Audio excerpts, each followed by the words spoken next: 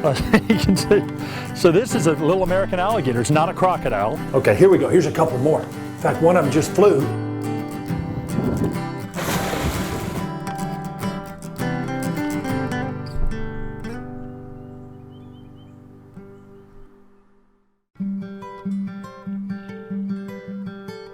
You know, we've had some great adventures shooting Coastal Kingdom. We've had the opportunity to film some incredible animals in beautiful low country habitats. But we thought it'd be kind of fun to look back at some of our favorite clips from the past several years. And also, look at that beautiful sort of blue-gray skin. I'm staying away from the teeth because they have 50 teeth. More teeth than any other terrestrial mammal. Squid can change color. They're some of the best chameleons around. I'm gonna see if I can get him behind the head. There we go. And so now I can hold him a little bit more carefully. Beautiful animal, gorgeous animal.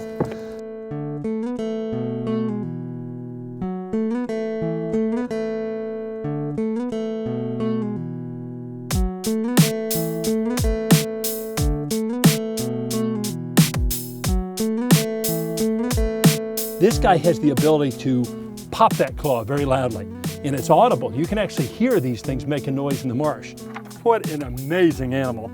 If you look in, you'll notice the little tiny digits on very, very small legs. Port Royal Sound is a marriage of ocean and land, a relationship created by a combination of rising sea level, extremely high tides, and unique geology.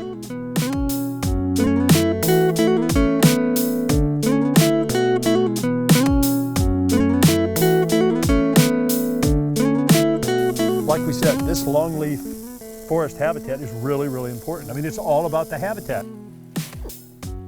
And you can see it's making kind of a yelping noise. And babies make that, but even medium-sized alligators like this do as well. And although it looks really, really dangerous, it's completely harmless. The hickory horn devil is the larvae or the caterpillar of a great big moth called a royal walnut moth. And if you look right here, you'll see a really neat animal. There's a southern toad, and this is a really big toad. Filming at night adds a whole bunch of difficulties, but it's also a time when some really cool stuff comes out. Guys, this is one of the coolest things. Behind me are just, I'll bet there are 25 or 30 alligators, and what we can see is the eye shines. And so these guys have sort of crystal-like structures in their eyes, and when you shine a light on them, they reflect back this real pretty orange color. So I mean, there are a ton of alligators sitting right in this hole right here, and I think I know what they're up to. I mean, they're kind of stacked up and all kind of waiting on something. Now, when we came up, we saw a great big alligator, about a 10-footer across the road right here. And there's a rather significant alligator highway here, and alligators are going back and forth. I think I know why. This is fresh water. So we're in fresh water, and right over next to us is the salt marsh. Alligators love to get into the salt marsh, feed on blue crabs and mullet and all sorts of salt marsh sorts of things to eat. But they can't stay in the salt water very long, just for a few days, because they can't handle the salt. So what they do is go into the salt marsh, feed all they can, then they slide back into the fresh water, drink a bunch, purge all that salt out of their systems, and then they're able to go back in the salt marsh again. When you think of nocturnal reptiles, one of the first things you think about is alligators. I mean, alligators are really nocturnal, and they like to feed at night. Now, you may see them basking on the bank, or you may see them swimming around during the day, especially in cooler weather. But when the temperatures get really warm, they become really nocturnal. They're excellent night hunters. They have excellent night vision, and that's when they seem to be most comfortable, is moving around when it's dark. Some of the most amazing animals in the low country come out at night. And we're in this wetland, actually in the middle of town. It's just a retention basin, but this wetland is critically important for a lot of things. And you can hear the activity here. There's green tree frogs, barking tree frogs, there's narrowmouth toads, and all these animals have come to this wetland at night to attract mates and to mate. And this right here is a barking tree frog. And this one was just calling away, but he's taking a little bit of a break. But notice he's puffed his body up with air, and that gives him the ability to float on the surface. Let me see if I can right away tell that this is a male, and that's because right underneath his chin here, he has some extra skin, and it's kind of darkened. That's a vocal sac. So males are the only ones that really vocalize, the only ones that make that noise to call mates.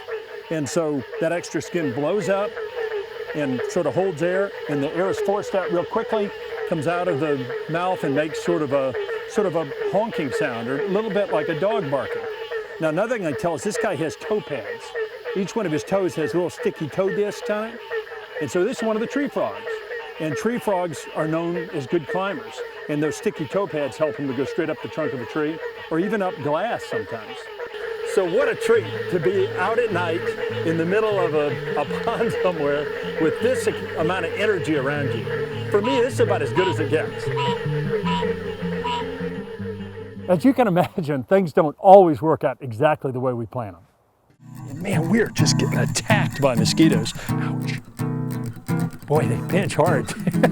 And you can see this guy's, he really pinches hard. I don't know if he's gonna, you can see how agile they are. These little guys are really, really good. Okay, I caught him again. You can see him kind of pulsing, and Alan, this guy's got a pretty good grip on me. Looks like he's maybe a little bit feisty. You know, it's amazing how hard even little crabs can bite. Sometimes we come across things that we never thought we'd get a chance to film. If you look behind me, you'll see one of the most charismatic and acrobatic of all bird species.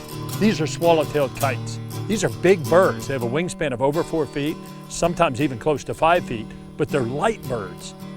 These birds are staging right now, so what they're doing is eating as much as they possibly can because they have a really, really long migration down to Brazil in South America. So we're talking about a tremendous flight, and of course that requires a lot of energy. So they stop at a spot, eat as much as they can, move further south, and then continue to do that. Those same birds will come back here next year. It is so exciting when you think about how far they have to travel and some of the perils that they face in their journey. I've been lucky enough to see some really cool things in nature, but every now and then you see something that just absolutely blows your mind. And what you're about to see is something that, as far as I know, has never been filmed in nature. Let's go check it out.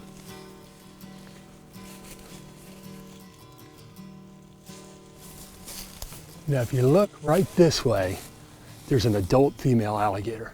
And actually, it looks like she's maybe headed this way. And if you look to my left, there's a den. But what's really, really cool is right here. And this is something that I've never seen before in my life. This is a leucistic baby alligator. It's just basking right here. There's a couple others around. Tell you what, I'm gonna real carefully scoop this guy up. Watch her up. And she's vocalizing a little bit. And this is one of those things that you don't want to try, because if you get too close to a baby alligator, there's a chance that the mother may be very protective. But this is an animal that, you notice there's a little bit of a pigment here. This is not amelanism, lack of dark pigment. This is, I think, leucistic, which would mean it lacks most pigment. And this is an animal that, as an adult, this thing I think will be ivory, completely ivory colored, almost white. And here's another one that I didn't even see. It was right in front of me and I didn't even realize it. These things actually are more cryptic on these light-colored leaves than I would have guessed. Now, since this is such an incredibly rare event in nature, this South Carolina alligator research team is going to capture the mother and pull blood from her. So what they can do is pull blood, and they can get a sample that'll give them genetic information, information on metals, and all sorts of just incredible stuff. So after they caught the mother, they were able to catch a couple normal-looking hatchlings. So I thought it'd be kind of neat to compare the two. So here's a normal. This is normal coloration. Wonderful cryptic pattern here. And then we'll put it in with these others, and you see there's a big difference. Now remember, these are going to develop a much lighter kind of an ivory color as they grow, with just little bits of pigment left. One of my favorite things about Coastal Kingdom is we get to work with some people who are real experts in their field. Port Royal Sound is home to an incredible diversity of bird species, but the oyster catcher has to be about the most charismatic of all. Well, we've got a real treat today. We have Dr. Al Seegers with us, and Al has agreed to let us participate in an oyster catcher survey.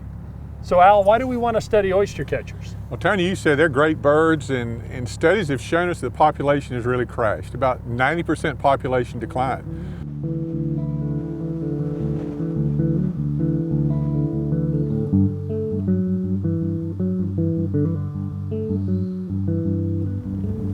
Al, we got looks like a pair of oyster catchers right here. So how do you want to do this? Yeah, we do. Well, we don't want to spook them. So what we're going to do is just kind of come around a little further up. So we're going to kind of sneak up behind them. We're going to sneak up, stay far enough away where we really don't disturb the birds. They're very tolerant, but you can get too close. So we're going to err on the side of caution. Yeah.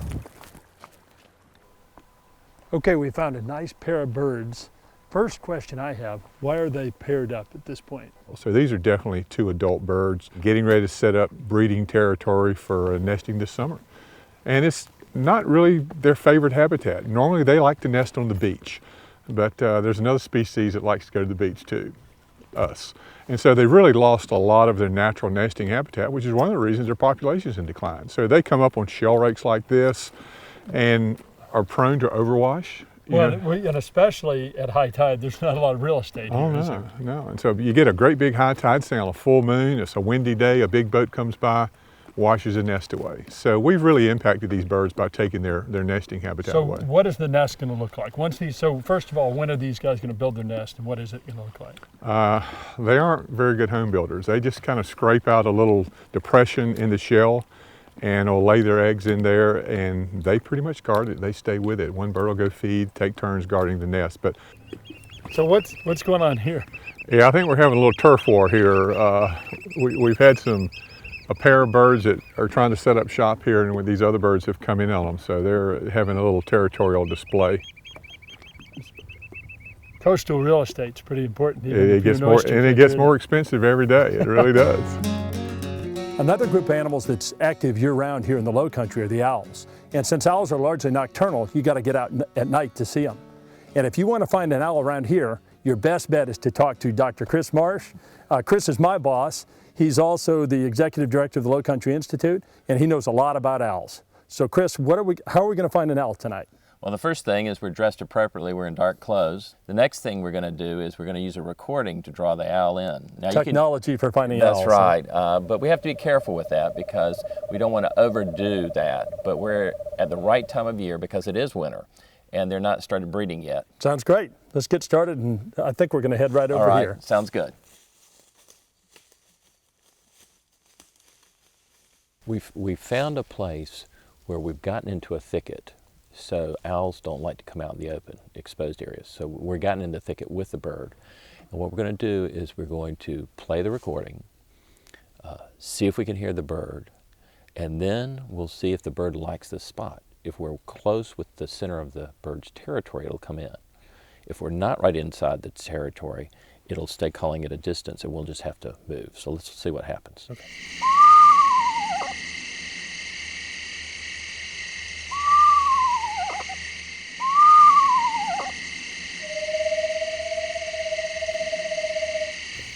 Okay, Tony, this is a red phase. So screech owls are either born as a gray phase or red phase. And once they're born that color, they stay that color. The red phase is only found in the south where historically the longleaf pine forest occurred. See that rusty bark? So the color of pine cones and pine straw? And pine bark. This guy looks like he's kind of puffed. He's got his feathers kind of puffed up, and that helps to keep him warm when it's really cool out. Look at this thing's ability. Boy, he can turn his head almost all around in a circle. And you can see how the eyes are up front, so they have binocular vision, and therefore are able to have depth perception, which is critical when you're trying to catch an animal that may be moving. So what is this owl eating? The insects and frogs and stuff are not here.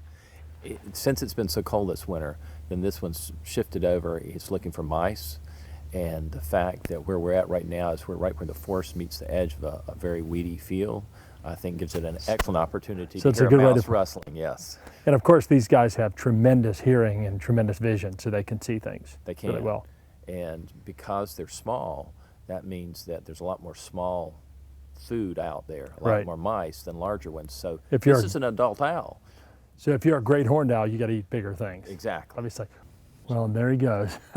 So we got a pretty good look at him for a minute. One of my favorite experiences was when we got a chance to film some bats in an old house. It was a little bit spooky, but we got some great footage.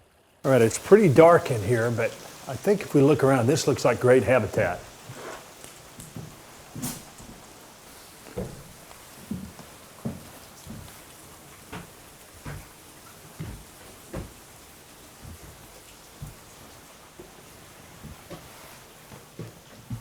Oh, here we go. This is exactly what we're looking for. This is a really unusual bat. It's called a big-eared bat, a Raffin-esque big-eared bat.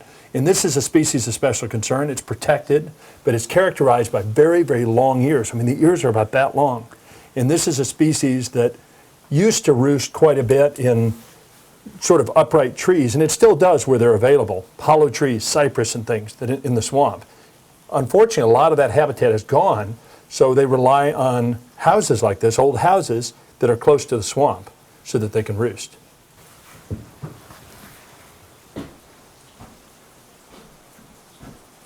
Okay, here we go. Here's a couple more. In fact, one of them just flew. But there's still one more over here. This is another Raffin-esque big-eared bat. And look at the ears on this thing. Just a fabulous little animal. So wingspan of about 12 inches or so. Bats are not big. I mean, they are little guys. Typical bat may weigh half an ounce or so. You see lots of areas here where it's stained, where bats have been roosting. Boy, there have been thousands of bats in here. Okay, here's a bat, and I'm going to see if I can get a grip on him. You've got to be a little bit careful, and I have gloves on to protect my hands. And I'm going to see if I can just, I've got gloves on. He's trying to bite through the gloves, but he can't. And I'm going to get a good grip on him. So this appears to be a big brown bat, Aptescus fuscus. Fabulous little beast, very common in houses, in barns and things. In fact, it does really, really well around people. And it likes to roost in old houses like this abandoned house that we're in. So this is primo habitat for a big brown bat.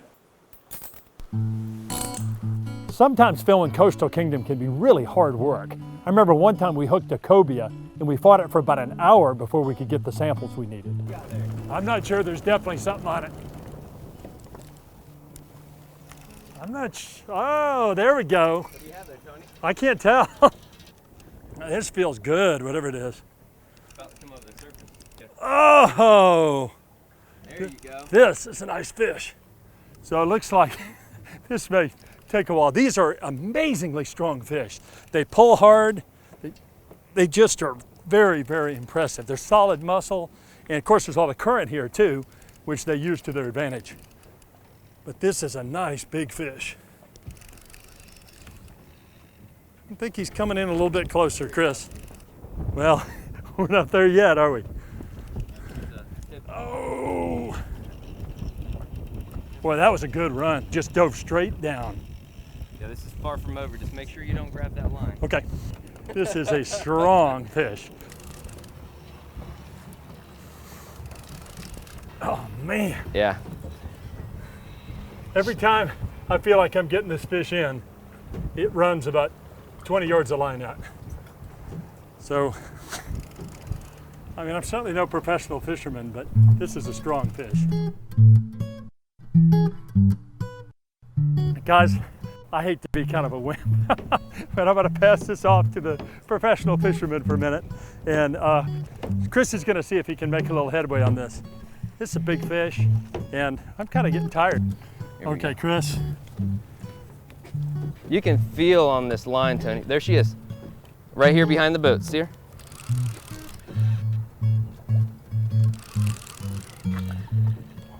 You can feel the abrasion of the line from having been pulled off so many times already.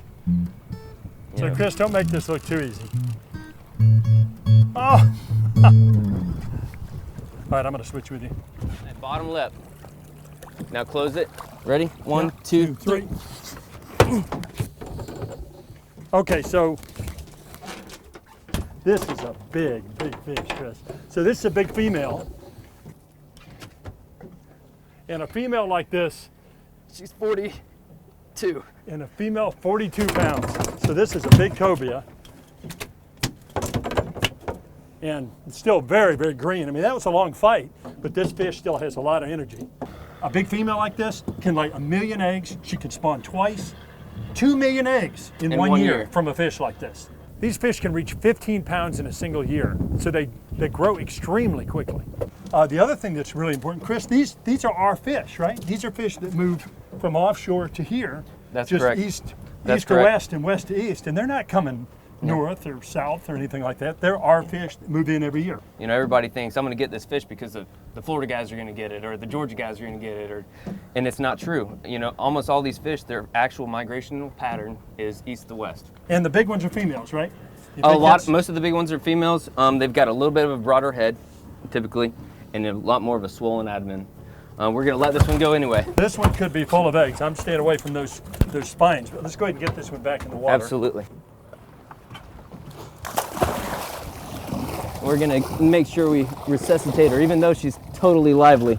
We want to make sure that she's 100% or as close as we can get to 100% before we let her go. She looks good. Right? She's definitely doing good. She's coming right back. I'm going to let her go. You just let her go whenever you're ready. She's on her way. Awesome. Good job, Tony. That was incredible. Wonderful fight. Thank you so much for letting us join you today. Thank you for having me, Tony. I'll tell you what, Port Royal Sound is an amazing fishery, isn't it? It really is. Huge diversity of life.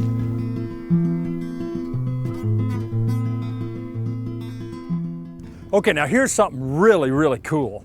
There's a little hole here about the size of a nickel, and inside it I can see a little siphon.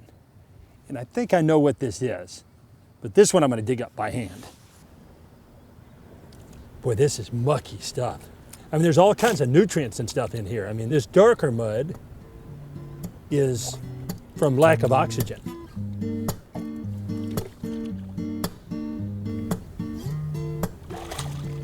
Boy, look at it. The tide is rapidly coming in, so we got to do this quick.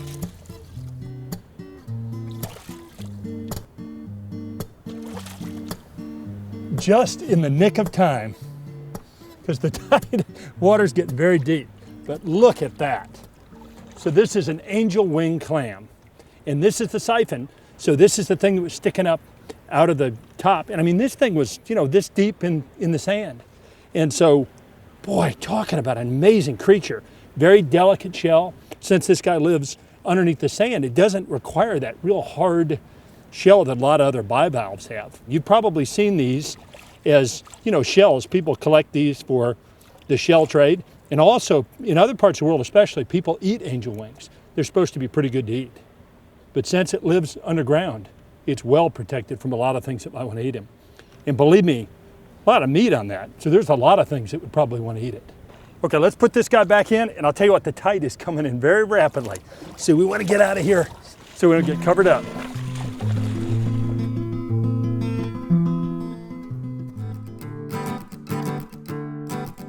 Whoa!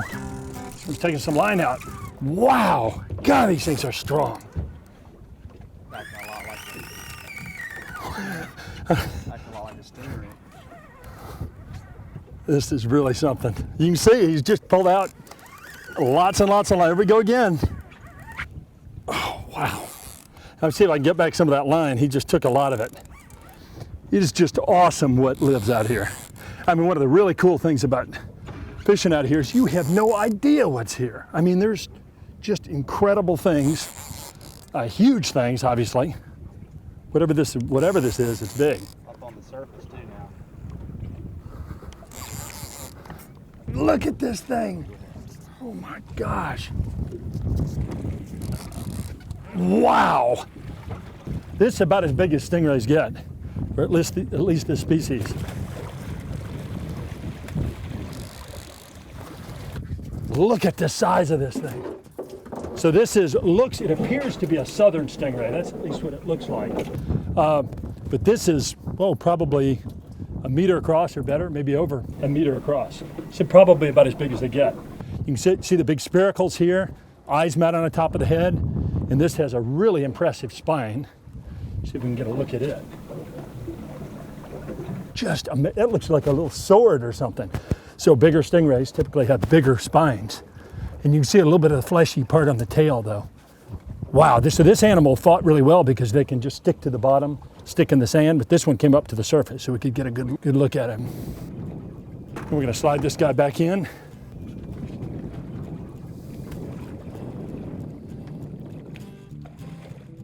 When we film Coastal Kingdom, we are really committed to getting kids excited about the environment. These kids from Whale Branch Middle School are building their very own oyster rake. They've bagged the oysters. They're working with South Carolina DNR with the SCORE program, and they're going to place these bags out in the marsh and make an oyster reef.